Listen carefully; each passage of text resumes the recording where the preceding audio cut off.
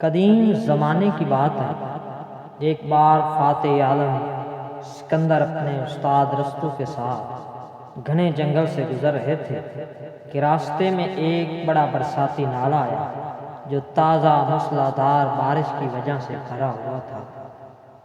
جہاں استاد اور شاگرد کے درمیان تکرار شروع ہو گئی کہ پہلے نالا پار کون کرے گا۔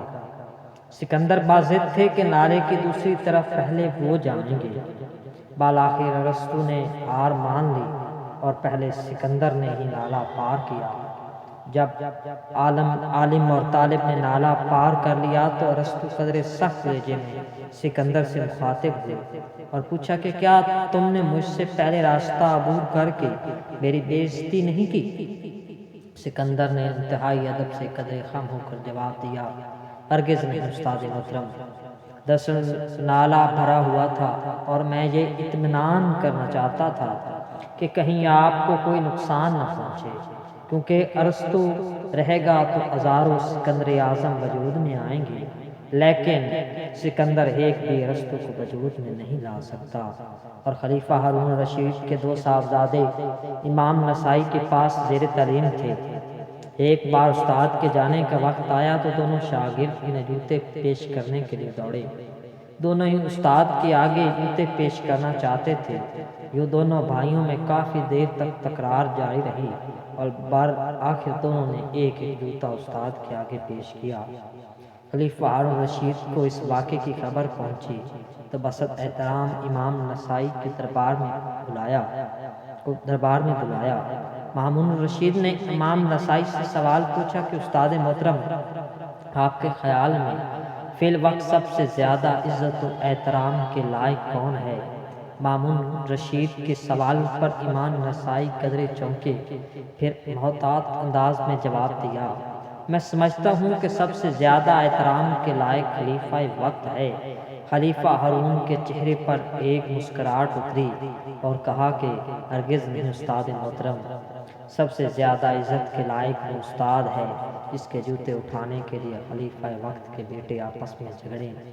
اور اشفاق احمد اپنی کتاب زاویہ کے اندر روم میں قیام کے دوران پیش آنے والا ایک واقعہ بیان کرتے ہیں کہ ایک بار وہاں ان کا ٹریفک چلان ہوا اور انہیں 12 آنے جرمانہ ادا کرنے کی سزا دے گی۔ باوجہ جرمانہ ادا کرنے سے قاصر رہے تو انہیں عدالت میں حاضر ہونا پڑا۔ جج ان سے سوال کرتے رہے مگر انہیں جواب دینے کی ہمت ہی نہ ہوئی۔ بس وہ یہی بول پائے کہ جی میں یہاں پردیسی ہوں۔ اس پر جج نے مجھ سے پوچھا، آپ کرتے کیا ہیں؟ میں نے بڑی شرمندگی سے سر جھکا کر جواب دیا کہ جی میں ٹیچر ہوں۔ یہ سننا تھا کہ جج اپنی کرسی سے اٹھ کھڑے ہوئے اور سب کو حکم دیا، ٹیچر کورٹ۔ سب احترام میں اپنی کرسیوں سے کھڑے ہو گئے۔ اشفاق احمد کہتے ہیں پھر جج نے انہیں یوں مخاطب کیا جیسے بڑے ہی شرمندہ ہوں۔ اسی شرمندگی میں جج نے کہا کہ جناب آپ استاد ہیں، ہم آج جج، ڈاکٹر، انجینئر جو کچھ بھی بنے بیٹھے ہیں وہ آپ اساتذہ ہی کی بدولت ممکن ہو پایا۔ مجھے بہت افسوس ہے کہ انصاف کے تقاضوں کو مد نظر رکھ کر آپ کو چالان ادا کرنا ہوگا، کیونکہ بہرحال آپ سے غلطی ہوئی ہے مگر میں آپ سے شرمندہ ہوں۔ اشفاق احمد نے مزید لکھا کہ اس روز وہ اس قوم کی ترقی کا راز جان گئے تھے۔ آج استاذ کی وہ عزت نہیں کی جاتی جو پہلے کبھی ہوا کرتی تھی۔ زمانے نے خوب ترقی کی ہے لیکن اپنے موسم کی آسان مندی کے بارے میں انسان دھندلی کا شکار ہوا ہے۔ آج پڑھنے والے طلباء کم ہو گئے ہیں۔ اکثر طلباء پڑھائی لکھائی کی رسم و رواج کی روح میں یا ماں باپ کے کہنے کی وجہ سے زبردستی مدرسے میں داخل ہو جاتے ہیں، لیکن ان کا مزاج پڑھائی کا ہوتا ہی نہیں ہے۔ اسی وجہ سے وہ استاذ کی نہ کسی بات کو برداشت کر پاتے ہیں، نہ ان کے دل میں استاذ کی قدر و منزلت ہوتی ہے۔ نتیجتاً یہ طلباء زمانے کی گردش اور حوادثات کا شکار ہو جاتے ہیں۔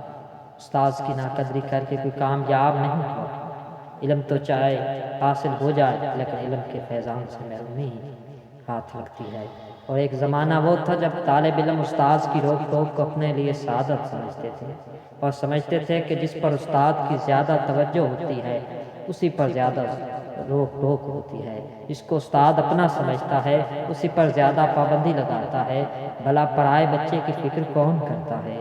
یہ وہ زمانہ تھا جب استاد اگر طالب علم سے ناراض ہو جاتا تو طالب علم کو اس وقت تک سکون نہیں ملتا تھا جب تک وہ استاد کو راضی نہ کر دیتا تھا۔ آج استاد کو ناراض ہونے کا ڈانٹنے کا کوئی حق نہیں ہے۔ آج استاد طالب علم سے ڈرتا ہے کہیں ناراض نہ ہو جائے اور مدرسے سے میرا بوریہ بستر نہ ہو جائے، یا طالب علم میری بےزتی نہ کر دے۔ یہ تنزلی نہیں تو کیا ہے؟ یہ ناکامی اور بدبختی نہیں طالب علم کی تو کیا ہے؟ آج تو بہت سے طالب علموں کو اپنے استاد کا نام تک پتہ نہیں ہوتا۔ بادب باد نصیب بے ادب بے نصیب ہوتا ہے۔ قانون ارتقاء کی روح سے با علم قوموں کو حق حاصل ہے کہ کم علم قوموں پہ حکمرانی کرے۔ اس بات کا زمانہ گواہ ہے کہ ترقی یافتہ قوموں نے ہی اس زمین پر حکمرانی کی ہے اور ان پڑھ قومیں ان کے ماتحت رہی ہیں۔ آج اگر ہم گہرے ذلت میں گرے ہوئے ہیں اس کی وجہ یہی ہے کہ ہم ادب کرنا بھول گئے ہیں۔ اب تو شاگردوں کا استاد ادب کرتے ہیں، سنتے ہیں ہم کبھی شاگرد ادب کرتے تھے۔ حضرت علی کرم اللہ وجہ کریم کا قول مبارک ہے، اس نے مجھے ایک لفظ سکھایا، میں اس کا غلام ہوں، چاہے مجھے بیچ دے یا آزاد کر دے۔ آج اساتذہ کو اپنا غلام سمجھا جاتا ہے۔ استاد کے پاس پڑھنا گویا ان پر احسان رکھنا ہے، اور بہت سی جگہ پر اس کے ذمہ دار کہیں نہ کہیں ارباب مدارس بھی ہیں۔ بعض اہل مدارس کا مقصد بس مدرسے میں بھیڑ جمع کرنا ہوتا ہے۔ چھوٹے مدارس میں اکثر طلباء کے داخلے کا کوئی معیار نہیں ہوتا، نہ کوئی قانون ہوتا ہے، ہر ایرا گھیرا داخلہ لے سکتا ہے، ورنہ ہر معیاری ادارہ اپنے ہاں کا ایک سٹینڈرڈ اور معیار رکھتا ہے۔ اس کے کچھ اصول و ضوابط ہوتے ہیں، اس میں یہ کوالٹی ہوگی اس کو ہم اپنے ہاں جگہ دیں گے۔ یہ ارباب مدارس ایسا کیوں کرتے ہیں؟ تاکہ زمانہ کو دکھا سکیں کہ ہمارے ہاں طلباء کی اتنی تعداد ہے، طلباء کی کمی زیادتی ان کے ہاں کامیابی اور ناکامی کا معیار ہوتی ہے۔ وہ ارباب مدارس طلباء کو روکنے ٹوکنے اور تنبیہ کرنے پر پابندی لگائے رکھتے ہیں۔ وہ اسی بنا پر اساتذہ کا جانا تو برداشت کر لیتے ہیں لیکن طالب علم کا جانا پسند نہیں کرتے۔ اہل مدارس کو سمجھ لینا چاہیے کہ کامیابی اور ناکامی کا معیار طلباء کی تعداد سے کم زیادہ ہونے پر نہیں ہے، بلکہ طلباء کی صحیح اور غلط تعلیم و تربیت پر ہے۔ اگر آپ کے ہاں تعلیم و تربیت کا کواں حق کا نام ہی نہیں ہے، بس جیسے جو بچہ آئے اس کو بیٹھا لیا، اس لباس میں آئے کوئی بات نہیں، اس وقت آئے کوئی حرج نہیں، اس چاہے وضاقتہ میں رکھے کوئی فرق نہیں پڑتا، جب چاہے جہاں چاہے گھومے پھرے کوئی پوچھنے والا نہیں، تو آپ کے ہاں چاہے 1,00,000 طلباء ہوں آپ ناکام ہیں۔ آپ طلباء کی زندگی برباد کر رہے ہیں۔ طلباء ایک امانت ہیں، قیامت کے دن اس امانت اور ان کی تعلیم و تربیت سے متعلق سوال ہوگا۔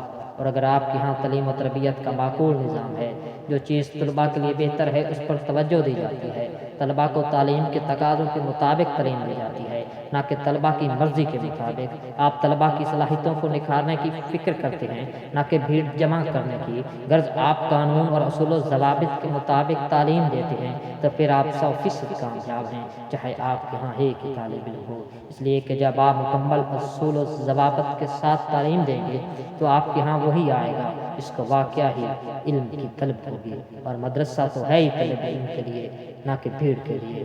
دیکھیے دارالعلوم دیوبند کے قیام کے وقت صرف ایک استاد اور ایک طالب علم تھا، تو کیا وہ ناکام تھے؟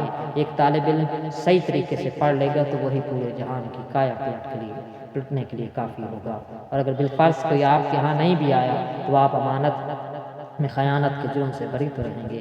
آج استاد طالب علم کو نہ کسی بات پر تنبیہ کر سکتا ہے نہ روک ٹوک کر سکتا ہے۔ طالب علم اپنی مرضی سے جسے چاہے جب چاہے مدرسے میں آئے، جسے چاہے پڑھے، جو چاہے پہنے، جس جیسی چاہے پہنے، وضاقتہ اختیار کرے، جس طرح چاہے رہے۔ نتیجہ کیا ہوتا ہے وہ آپ کے سامنے ہے کہ یہی غیر تربیت یافتہ بچے بڑے ہو کر اپنی طرح کے بے شعور فوج تیار کرتے ہیں جن کا کوئی مقصد نہیں ہوتا، نہ ان کے سامنے کوئی ملی یا ملکی کوئی کاز ہوتا ہے، ان کا مقصد تو وقت کی روٹی ہوتا ہے، چاہے جیسے حاصل ہو جائے، اور ایسی جماعت کا کیا فائدہ۔ یاد رکھیے نہ ہر کسی کا پڑھنا فرض ہے، نہ ہر کسی کو پڑھا دینا فرض ہے، نہ ہر کوئی پڑھ سکتا ہے، اس لیے صحیح طریقے پر اصول و ضوابط کے ساتھ تعلیم پر توجہ دیجیے۔ یہ باتیں بہت سے لوگوں کو کڑوی لگیں گی لیکن میرا اصول ہے حقیقت بیانی کرنا۔ امید ہے کہ یہ باتیں اہل حقائق سمجھ آ جائیں گی۔ وما علینا الا البلاغ المبین۔